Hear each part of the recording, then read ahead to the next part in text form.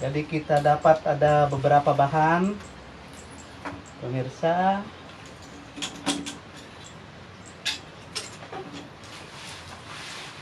Oke, 1, 2, 3, 4, 5, 6. Ada 6 di sini herbal yang kita sebut dengan empon-empon. Jadi inilah yang disebut dengan empon-empon, yaitu tanaman yang memiliki produksi rimpang atau umum dipergunakan sebagai bumbu oleh masyarakat kita dengan memanfaatkan rimpangnya. Kemudian cara budidayanya, baik batangnya, kemudian cara pertumbuhannya yang menyebabkan dia digolongkan ke dalam tanaman empon-empon. Ini dia bangle, oke, bangle. Kemudian ini kunyit, ini kunyit. Kemudian ini temulawak, oke. Terus ini namanya temu mangga. Kemudian ini namanya temu putih. Kemudian ini namanya temu ireng. Temu ireng. Jadi kita sebut ini pertama bangle. Oke. Bangle sudah umum kita ya. Hampir seluruh tanaman ini, empon-empon itu untuk bumbu dapur maksudnya.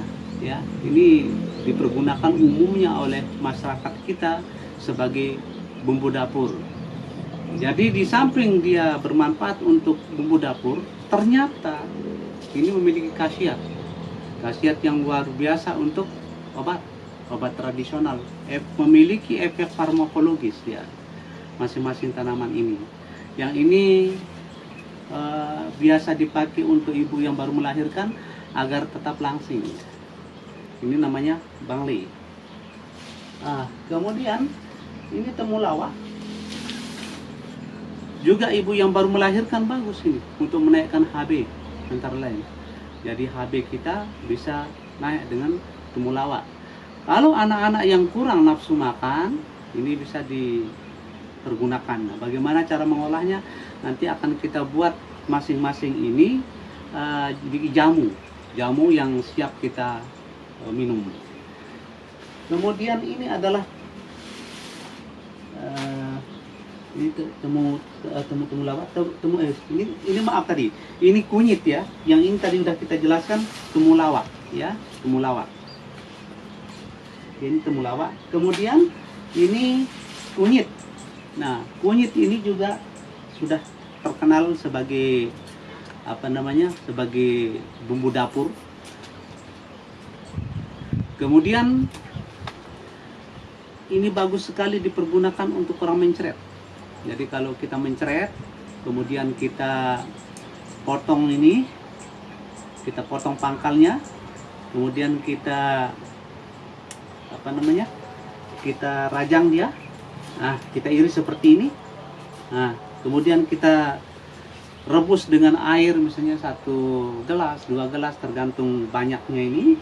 Itu akan bisa berkhasiat sebagai obat mencret. Kemudian ini adalah temu putih, temu mangga, maaf ya.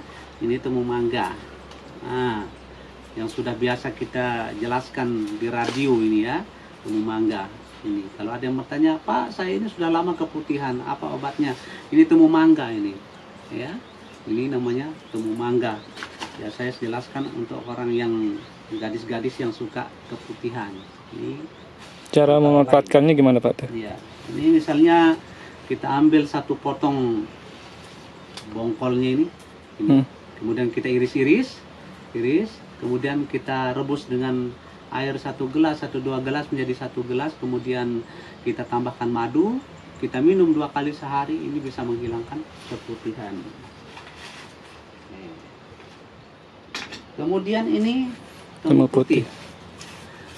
Temu putih ini di berbagai literatur tentang peracikan obat jarang kita temukan dia berdiri sendiri.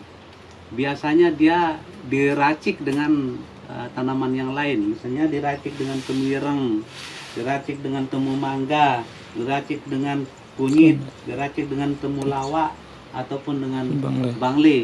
Tapi secara khusus hasil penelitian umum sudah kita tahu di berbagai pustaka itu ini fungsinya untuk pengobatan tumor dan kanker. Ya, ini temu putih. Oke. Kemudian caranya sama, bisa kita rajang ini tipis-tipis kayak seperti ini, rajang semuanya tipis-tipis. Oke. Nah, kita butuhkan sesuai dengan keinginan kita, lalu kita rebus dengan 2 gelas air menjadi 1 gelas, kita minumkan, bisa ditambah dengan madu ya supaya enak. Oke. Nah, yang terakhir temu ireng. Temu ireng. Ya. Temu ireng ini yang dimanfaatkan sama. Ya. Orang yang ada ya, orang yang perdarahan, jadi tidak sampai seminggu perdarahan, atau orang yang melahirkan darahnya banyak sekali keluar, ini kita ambil iris juga ini ya, iris ini.